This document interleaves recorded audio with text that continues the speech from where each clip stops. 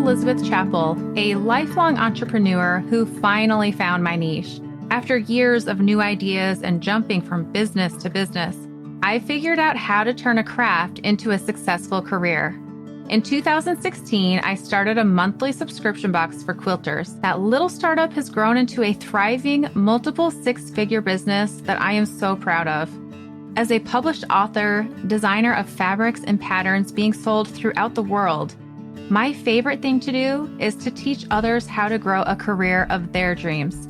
Each week, you'll hear from me or from other guests who are creative entrepreneurs, so you can learn exactly what to do and what not to do to grow a career that's more rewarding and successful than you ever thought possible. If you're ready to turn your craft into a career that you love, I am so excited you're here. Welcome to the Craft to Career podcast. I'm really excited to talk about this topic today, when people steal your ideas. And I also know that it is probably going to ruffle some feathers. And that's okay. I think it's good to have these conversations and to think about things in a different way. You can take it or leave it, what I share with you today, but obviously I hope that you take it. Otherwise, I wouldn't be sharing it. And the reason I say that is because I feel like what I'm sharing with you today is going to help you the most in your business. So, okay, a common theme among artists, creative entrepreneurs, and people, I guess in general, but especially creatives, are that is mine. That idea is mine. And I'm just going to throw this out there that thinking is ridiculous. There's really nothing new under the sun. Everything that we see or create is some sort of remix or rendition of something else that we've seen out there in the world. It's like saying that you discovered that 1 + 1 = 2 and like, wait, what? That thinking is mine. You can't take that. And also, the very way that people learn and create is by replication. Everything you have learned or created has come from someone or something else. So there's a book by Austin Kleon, and it's called Steal Like an Artist. And I just know even that title is going to really upset some people. Like, what? Steal? That is not okay. But there, and I was telling my son about this, talking about, I don't even know how it came up, but he was like, you can't say that artists steal. He's like, Pablo Picasso, there's no way. And I'm like, actually, son, there's a quote from Pablo Picasso in this book, Steal Like an Artist. And what Pablo Picasso said, art is theft. So if you think your design is unique and you've never seen it before, you're kidding yourself. So, and I will say, there is a difference between if you have a copyright or a trademark for like a recipe or a formula or a product that's uniquely yours, that's different. Or like name, likeness, and image. If someone takes your name, your face, your brand name, logo, that kind of a thing, that's different. But beyond that, let's just admit that all of our ideas, they're repurposing old ideas. It is just true. We're replicating, remixing. The degree to which it is remixed is the degree to which it's original. But this book is chock full of like David Bowie, Mark Twain. If the greatest artists and musicians and writers can admit that every idea that they've come up with is taking something from out in the world and using it, we should also be able to admit that. So it's impossible to say like, that design was mine. You can't create that. It's just not going to hold up in a court of law. And I can speak to that because I have seen it go to legal things, both myself and with others in the industry, to say like, that's my idea. It's like two siblings fighting, or, kindergartners at the playground saying like, that's mine. You stole it. And to be honest, it most likely wasn't your idea to begin with. So often people come up with similar things near the same time. Like the Wright brothers, they came up with the airplane, and someone else in the world also came up with, discovered that around the same time. It is competition, and it is how business works. And to go to a court of law and say like, they stole this from me, you would have to show that some damages have been made to your business and that this was in fact your idea that you came up with at first, it's just not going to hold up. It is practically impossible to have that hold up in a court of law. So things that I've seen in the quilting industry, to give examples of this, there was a quilt pattern designer that they designed a quilt pattern. Their inspiration came from out in the wild, and I'll keep this as like vague as possible. And then someone else who had a larger following came out with the exact same design. The method of assembly was different, but even if it wasn't, it doesn't matter. And they said, hey, I came up with this idea. I released this pattern first. You can't do that. And and they were like, not to mention you have a larger following than me. So like, of course you're going to sell more than me. Well, the second person said, actually, my inspiration came from this place. It turns out they had gotten their inspiration from the exact same place on their own, separately, but their inspiration came from the same place. And they both wrote their very own patterns with their very own wording and writing. And that's okay. That is legal. Like in a court of law, that first person has no leg to stand on to say like, you can't do that, because they both found the same inspiration on their own and wrote that pattern, and both released it around the same time. So that happens. Like that really happens. And the fact that we think they stole it from me is a little self-centered and usually is not the case. But to give another example where someone did take that idea from someone else, there is a designer who came out with a design using a certain method of assembly. A different designer came and took that exact same design, but used a different method of assembly. The first designer was like, oh my gosh, you took my design. And she's like, well, yes, but I'm providing it in a totally different method. 100% legal. You can do that. Now, the first person was ticked and annoyed, but even for that first person to think like this design is so unique and no one's come out with anything like this, it's just not the case. Like even her design to come up with that came from inspiration that's already out there. And the truth of the matter is, this idea of like, you can't do that, that was mine, it really hurts the creative artist more than it helps. Number one fear that my students have every year in the quilt pattern writing course is, I am terrified that someone's going to come after me, that I took their idea. I promise I'm not trying to, but the odds that there's something out there that looks similar are high. I'm like, yeah, it is. It is high. Because first of all, if you're using traditional piecing, there's only so many ways you can put together a triangle, a rectangle, a flying geese. I asked for a triangle. There's going to be some similarities, or even perchance exact replicas. But here's the deal. We have a guest lawyer come, and I'm not speaking, so do not quote me as like Elizabeth said this and she's a lawyer. I'm not a lawyer. And I'm paraphrasing what a lawyer has said. We have a guest lawyer in the quilt pattern writing course who talks about this. So if I get it wrong, that's me getting it wrong. This is not me giving legal advice. But to my understanding, she says, the only thing that is copyrightable are your written words. So for example, I have my Better Together quilt pattern. It's my best-selling quilt pattern. Honestly, it's just half square triangles, and some are larger than others. Anyone could go and create that exact same quilt top, but they write their own words. Their written words and my written words, that is what is copyrightable. It is not the design. Same with like a recipe. If someone creates a recipe, what is protected in the court of law is their written way, what they wrote about the recipe. Someone else could take those ingredients, mix them in the exact same way, and write their own recipe. That is okay. And so, first of all, it's just not going to hold up in a court of law. If you go and say, oh, they stole this, they wrote it in their own way. And it can be annoying. And that's my invitation to you, is to like, stop putting your energy and effort into looking at, watching your competition, seeing what is similar, and thinking that they stole the idea from you. Because 9 times out of 10, people just come up with similar ideas around the same time. Don't flatter yourself that they stole it from you. Odds are they didn't. And if they did, we'll get to that later, but like you're just not being served by putting your energy and effort into like trying to halt that and stop that. Another example that I saw of this, I had a student who created a pattern for, a certain thing, and then someone else in the class came out with it as well.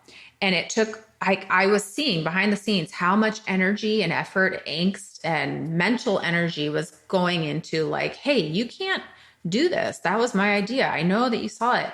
And I heard both sides of the story. I heard the one student who felt like they were being copied, and I heard the other student who was devastated and so sad and was like, I promise I did not copy that idea. And they felt terrible and they ended up not putting out the thing.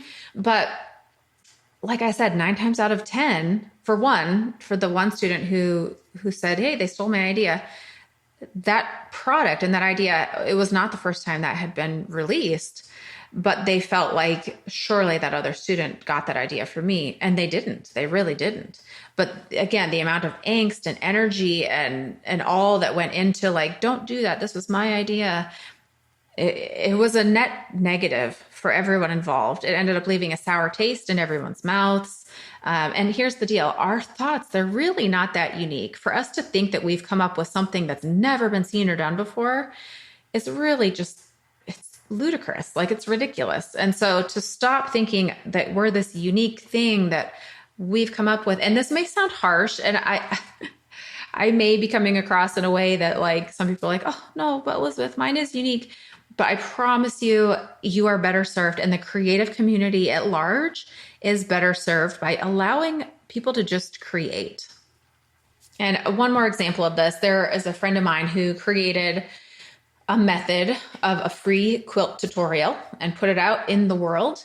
And someone on TikTok went with it. I mean, I don't know if they called it the same thing, but their method of assembly was exactly the same. And this friend reached out to a lawyer and said, hey, I want to have them stop. They took my thing. And the lawyer said, I'm sorry, you actually cannot stop them. It's that whole idea of like, they're sharing it in their own words. Yes, the method of assembly is the same. They're doing it the same, but that they can do that. Like legally, they can do that. And I've also seen in a whole different industry, a friend of mine came out with a course and named it something catchy. And then she saw someone again with a much bigger following who released a course called the same thing. And she reached out and was like, hey, I came up with this first. And the person with the larger following said, it's a catchy name. We both just happened to think of this. I promise I wasn't watching you and coming up with this. And so just most times people probably didn't take it from you. We just happened to come up with things at the same time. And so to just give people that benefit of the doubt. And here's the deal. If you do give them the benefit of the doubt and they actually did copy you, a person cannot be successful by just copying other people all the time. Even in that book, Steal Like an Artist, he talks about like when artists just begin, all they do is copy. When we first start writing our own quilt patterns, all we have to draw on are the quilt patterns that we've already made. So of course it's going to look like other people's. And I talk about in my course, at that point in your journey, I don't recommend selling your patterns. You're still discovering. But at some point, you're going to be coming up with your own ideas and not just drawing on and copying other people's. And so you want to wait until you get to that point where you are legitimately coming up with your own ideas. But at the beginning, every artist, I mean, think of kids learning how to spell, learning how to write, learning how to draw. They are looking at other things, filling in the blanks, copying, tracing the lines. At some point, they get good enough that they don't need that anymore. So know that if someone's at the point where they are copying other people and they're selling those things, they either need to learn to stand on their own 2 legs or they're just not going to make it. Someone who's trying to make a business out of being you, they're never going to beat you at being you. So just, try and put your head down and just let them on their journey. And with that, there is this aspect of being likable. So in our industry, especially quilting, but really any industry, there is that fine line between standing your own ground and saying, no, I actually did come up with this on my own. And someone saying, hey, that looks a lot like mine. And you deciding when to say, no, this was legitimately mine. And when you say, oh, yeah, I can see that, sure enough, it's very similar. I'm going to not do that. I will take that down. And that's really up for you to decide. But I will say, generally speaking, I know my audience. I've worked enough with the quilterpreneurs. Generally speaking, we err on the side of like, oh, okay, all right, don't worry, I'll take it down. So if anything, I just want to empower you that you can, if you've come up with something and someone else happened to have something similar, you do not have to just say, oh, okay, you can be polite about it. You can be nice, but you can stand your ground and say, I actually did come up with this on my own. This was my idea. This is mine. Yes, they happen to be similar, but I'm going to move forward with this. And on another note, anything that you make public. So let's say you've created a free PDF, you have ads, you have reels, you have tutorials. It's put out there for the public. People can take it and run with it. There is competition. So it is in all of our best interests for people and companies to take things and make them better. This idea that that's mine, you stole my idea. Frankly, it's petty. It's a waste of our time and energy. And it's also ridiculous to think that anything you've come up with is like really uniquely yours. Now, everything we make, it's some sort of remix or redoing of something that you've already seen. Like imagine if Snapchat complained and said, oh, Instagram, they can't do stories. That was our idea first. It is laughable. And that is at the highest level. Like if someone's going to get their wrist slapped legally, it would be in that scenario. But it's not, because we want to beat the competition. You want to provide something even better. If someone were to create a sewing machine and say like, it can quilt your quilt in 2 hours and you don't have to do a thing. Someone can create something better, or someone else can say, look, we also created this and you can do it in 2 hours. For someone to be like, what? That was our idea. You can't do that. It is laughable. There is competition in the industry. And for someone else to come out and say, oh, look, I created one where you can do it in 1 hour. Again, this serves the world for us to have that competition, to create. We will be looking at what is offered out there. And we want to say, man, they created that. How can I make it better? How can I even, create it a little bit better? And so for someone to say like, oh, I came up with that first of all, you've got to be watching your competition. And I see way too much of that. My biggest advice, stop following your competitors. And some people may not even like the word competitors, but call it what you will. People who sell the same products as you. There is an element of, oh man, they came out with that, so did I. Stop following those people. For one, then you can legitimately say, I promise you, I did not get that idea from you because I wasn't even looking. But it's not going to make you feel good. And if you're out there just scouring and looking for like, oh, they took that and it's just like mine. We only have so much time and energy. And if you're spending it doing that, then you are not thinking about your customers. You are not thinking about how to improve your product. So it's a very, very precious commodity and everyone has the same. That is one area in the world where no one can become like time rich. We all have the same amount. It is the equalizer of the world. And so if you're going to waste that precious commodity on getting upset about things that don't serve you, don't serve your customers, it's not a good use of your time. Now, again, I make the caveat that I have seen where some businesses will take someone's pattern and sell them as their own and slap their logo on it. When I say I've seen it, I mean, I've heard of this. I've actually not seen it personally. That's a problem. Like that's illegal, where you can say, wow, that's actually my pattern. You're doing something illegal that will hold up in the court of law. That, and then even then you can decide, is this worth my time and energy? If it's some random country abroad, it's going to be really hard for you to take any sort of legal action. Now I say that I'm in a Facebook group for quilt pattern writers, and I know I see things happen legally where they're like, you can reach out to this person and do this. My 2 cents on that, I actually don't want to waste my time and energy. You absolutely can. And that is your call. You get to decide when it's worth your time and energy and where you draw the line. But for me, I know I'm not going to stop that company from moving forward. The odds are not great. And the best way to beat, in quotation marks, beat your competition is to become so much bigger that they are just in your shadow, that you can't stop the pirates of the world. I mean, pirating videos, pirating music, pirating whatever. That's a huge battle if you want to conquer that.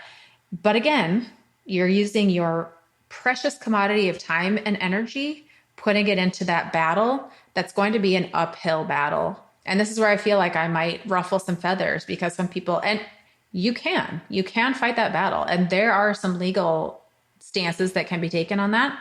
For me, I don't want to spend my time and energy doing that. I have seen that I can get so much greater return by focusing on my customers, seeing how I can improve my product, seeing what products they actually would like to see from me. And again, no one's going to beat me in being me. And not only do I get a better return in like income, but I get a better return in my joy and quality of life. I have gone down that path of like, wait, what? Oh, no, they took it. Da, da, da. It doesn't feel good. It really starts to put a sour spin on my outlook. And I don't want to be that person. I don't want to show up that way. And I've seen it a lot, in that Facebook group that I'm a part of, just with students, friends. And it's natural. It is natural for us to have that sort of protective, like, oh, that's mine.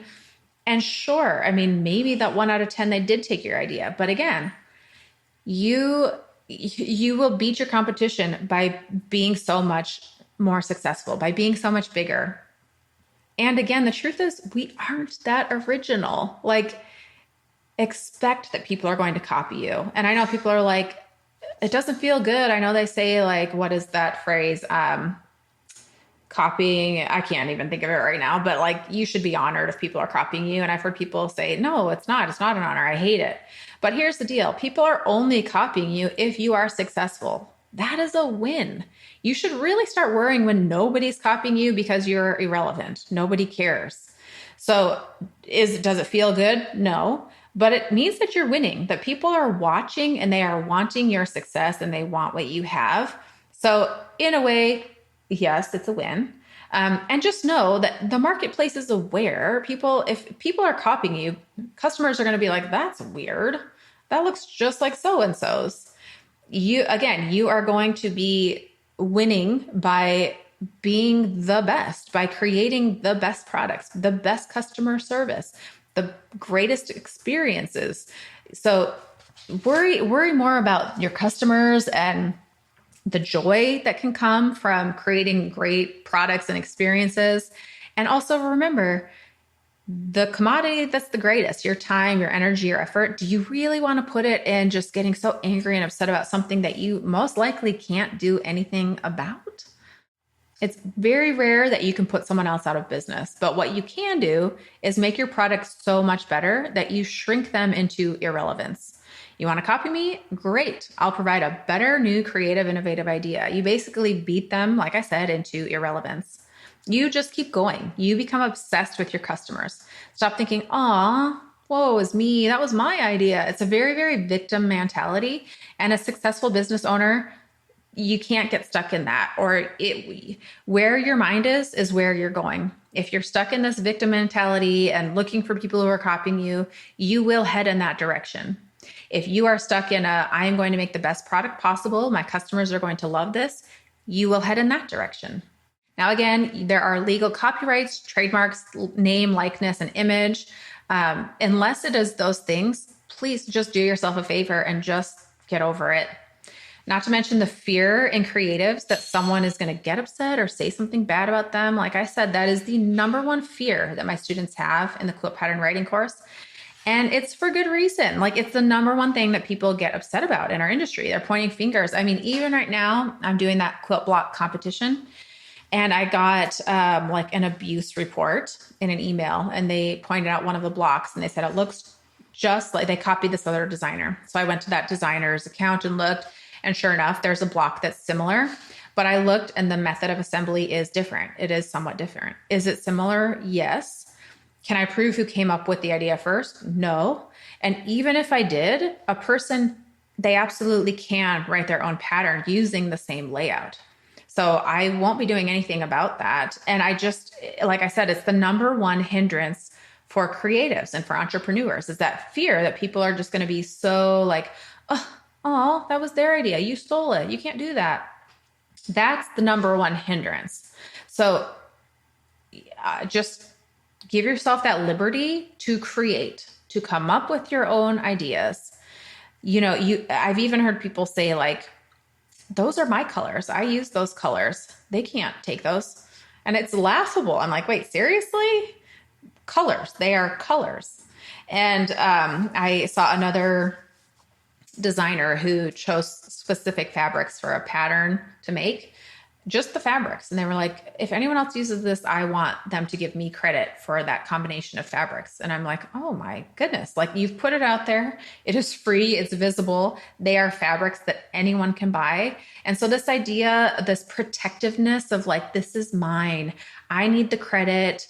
It comes from a place of scarcity. It comes from a place of like the pie, that if someone takes one piece of pie, there's a little bit less for me. And they're taking away my success. And so if we stop thinking of things as like a zero-sum game and start thinking of the abundance, everyone is a winner. Everyone becomes a winner. And it can start with you. You can be the change. You cannot make anyone else change their viewpoints. Me sharing this right now, I can't make anyone agree with me or think the way I can, but I'm going to put these ideas out there for your benefit. That if you want to embrace, if you have been bogged down or bothered that someone has stolen your idea or, you've been hurt about that, I invite you to think of it differently for your benefit, that you can have that freedom and success and joy of not looking over your shoulder and trying to see who's coming up behind you, who's going to be stealing your thunder, who's going to be copying you, because it doesn't serve you. And more importantly, it doesn't serve your customers. Your customers really only care about their experience. So create a great experience for them. And then they're not going to be looking at your competition. They're going to be looking at, man, this experience is so cool. I want more of it. What can you do to create that for your customer? When you are looking behind your shoulder, that's the direction you're going to go. When you're looking ahead, when you're looking at your customer and the joy and the experiences and the products that you give them, it will just become that much better. So every second that you spend thinking about what the world owes you or that you're uniquely you've come up with something that no one else has, it's another second that you are not thinking about your customer or how you can help them and provide a better product. So really, that's just my invitation to you. You can take this or leave it, but I promise you, you will be a happier, more successful business owner the minute you stop worrying about like, oh, that's mine, So that's my invitation to you. I would love to hear your thoughts on this. I guarantee there's going to be, some variations of love this, hated this, agree, disagree. Feel free to share. You can send me a DM. You can also leave a review for the podcast. On Apple Podcasts, you can just literally tap, you go down, scroll down, write a review. You can either leave a star, 1 to 5 star, or you can write a little blurb. And in Spotify, you can do the same. So thank you so much for being here. Thank you for leaving a review. If you haven't yet, please take just a second to do that. And I'm excited to introduce some guests that I have coming up soon. So I'll be here next Friday with a brand new guest. And until then, have a wonderful week.